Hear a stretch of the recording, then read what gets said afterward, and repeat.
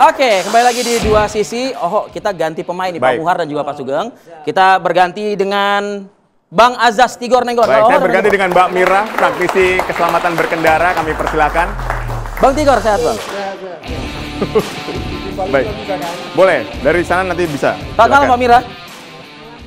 Oke, tadi ada yang sedikit terputus nih. Mungkin nanti juga Mbak Mira bisa komentar dan juga Pak Muhar bisa komentar. Ya.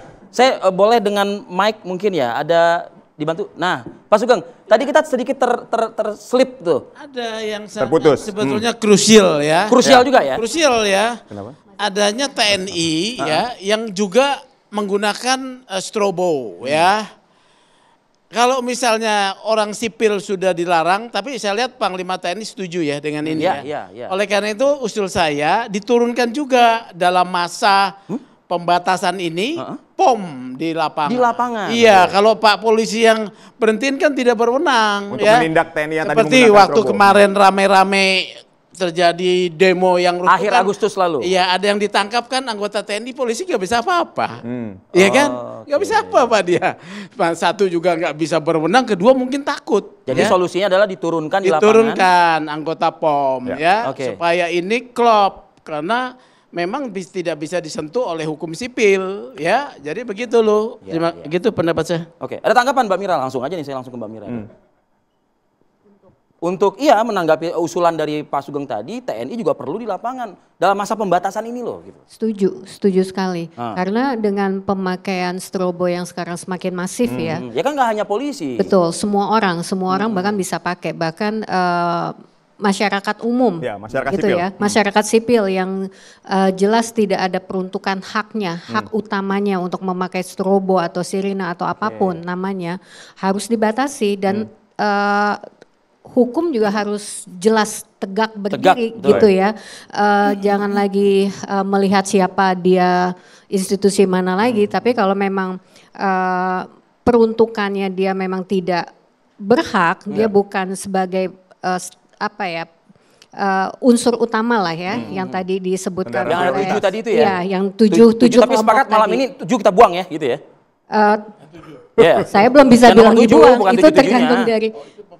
Gimana? Yang perlu dibuang itu yang atas pertimbangan.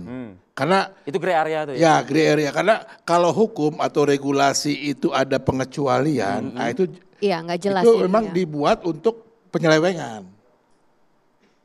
Artinya bisa diselewengkan gitu? Iya, karena nggak jelas kan standarnya kan. Untuk apa gitu misalnya. Tadi ya saya setuju yang dibilang kalau untuk kepentingan publik, tapi kepentingan publik itu juga harus diperjelas nantinya. Publik yang mana? Nah itu dia. Didetailkan lagi, harus didetailkan lagi. Kalau memang itu kepentingan publik ya kita lihat dari kepentingannya sampai sejauh mana. Pentingnya mereka itu untuk dikawal. Kalau misalnya seperti tadi pengawalan jemaah haji atau pembawa mobil uang, ya itu wajib hukumnya.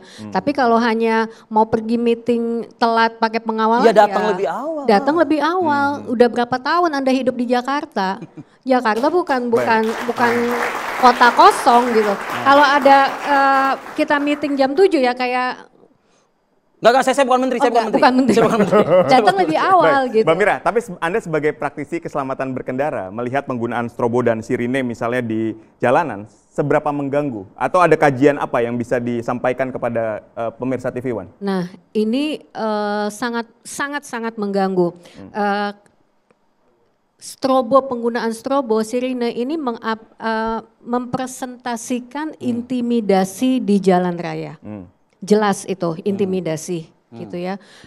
Bayangkan kalau orang yang ada di depan kendaraan tersebut mempunyai satu isu kesehatan seperti kita katakan epilepsi yang sangat sensitif dengan cahaya dan suara, dia bisa kejang di tempat loh. Dan kalau hal itu terjadi, dia tidak hanya membahayakan diri dia sendiri, bahkan pengguna jalan yang lain ikut bahaya. Bahkan ada beberapa orang yang sudah viral ya di IG dan lain sebagainya di medsos, dia tidak berhenti. Pada saat dia mendengar sirine, dia tidak berhenti. Dia tidak berhenti bukan karena dia tidak paham, tapi itu adalah satu bentuk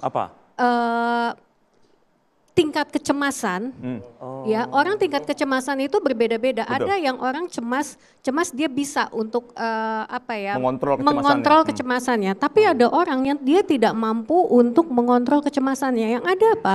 Dia malah lebih agresif, dia malah Panik. dia panik, dia tambah kecepatannya tanpa dia berpindah membahayakan jalur. diri dia juga. Betul, yang ada dia membahayakan diri dia dan masyarakat di Pak Muhar. sekitarnya. Iya, Pak Bisa Muhar. saya tambahkan, Mbak? Ya. Yang berkaitan dengan apa yang disampaikan Mira ini benar sekali adanya. Karena apa? Pengemudi ini kan masa tes psikolognya ini kan hanya 6 bulan. Hanya 6 bulan. Setelah itu pasti tingkah laku pengguna jalan ini kan akan berpengaruh. Ya. Dan tidak akan terkontrol lagi seperti itu. Apa yang disampaikan Bu Mira itu pasti akan terjadi.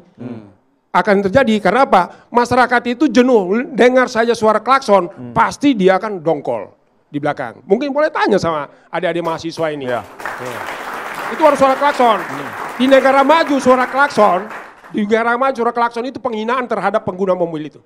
Oke. Pada masyarakat itu. Oke. kira-kira seperti Nah, iya masukan ini Mbak Mira sudah nggak diterapkan oleh kepolisian kita gitu. Dalam hal penertiban atau Ya implementasi di dalam hal lapangannya. implementasi.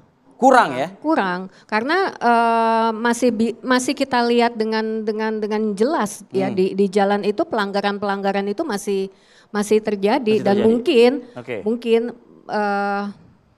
sanksinya tuh ditajamkan Oke. gitu. Jangan ditajamkan, jangan lagi Hukumnya betul-betul ditegakkan. betul, jangan lagi sanksi 1 tahun kurungan atau denda 250.000. Harus dibikin berat lagi gitu. Harus dibikin berat 15 juta, 20 juta. Kenapa? Karena 200 Ini untuk sipil kan? untuk sipil. Nah, Karena untuk oknum. Untuk semuanya dong. untuk semua sipil dan oknum. Iya. Nah, Oknum itu kan belum tentu juga mereka ini adalah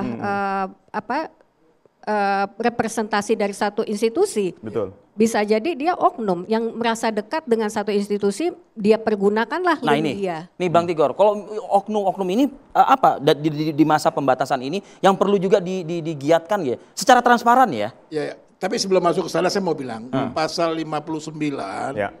Undang-Undang Lalu Lintas dan Angkutan Jalan itu boleh menggunakan sirine. Artinya itu tidak wajib dipakai. Karena diksinya boleh Boleh. menggunakan Kan sirine dengan lampu, kan gitu kan, merah, biru Strobo tadi kepolisian, itu ya. lalu Merah, ambulans merah damkar. pengawalan khusus TNI, Oke. pemadam kebakaran, kuning hanya tanda khusus. Ya. Jadi maksud saya ke depan ya di negara lain nggak usah strobo atau sirine, klakson pun udah nggak boleh bunyi. Kita nih negara terbelakang loh dari sisi aturan. Iya, makanya saya selalu bilang segera itu, Bung Arief, itu Undang-Undang Lalu Lintas kan sedang direvisi nih sekarang. Sudah 5 tahun. Jadi perjalanan sekarang ini kan menemukan banyak harus yang dirubah. Baik. Termasuk ini, jadi boleh. Itu kan nggak jelas. Oke. Kalau menurut saya sih harus dibatasi gitu loh, dikendalikan dengan jelas. Nggak boleh. Coba di Singapura mana boleh pakai klakson? Ya. Nggak ada. Di Kuala Lumpur cuma di Padahal tuh negara deket banget sama kita ya. nggak jauh. Jadi gitu, itu satu. Jadi kalau bicara yang ke sana, makanya transparansi itu penting. Asal aturannya jelas.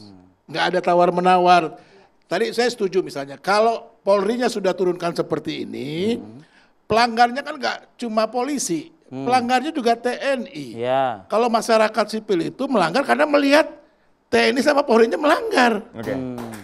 Nah cuman kan buat oknum-oknum yang melanggar ini ditindak nggak gitu loh. Itu makanya harus terbuka, ya kelihatan betul tegasnya gitu loh. Jadi turunkan juga, tadi setuju saya, turunkan juga kalau sudah dibuka oleh Polri, buka juga TNI ikut di sini karena Sudah ada mereka pernyataan juga, tegas kan dari Panglima TNI juga. makanya ya jangan cuma pernyataan, harus jalan Konkret gitu di loh. lapangan. Iya di lapangan. Ini kan kita suka apa ya? Cuma pencitraan aja bicara. Lip service gitu. Iya, lip service aja gitu loh.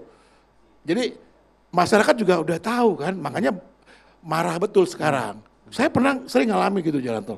Saya lawan.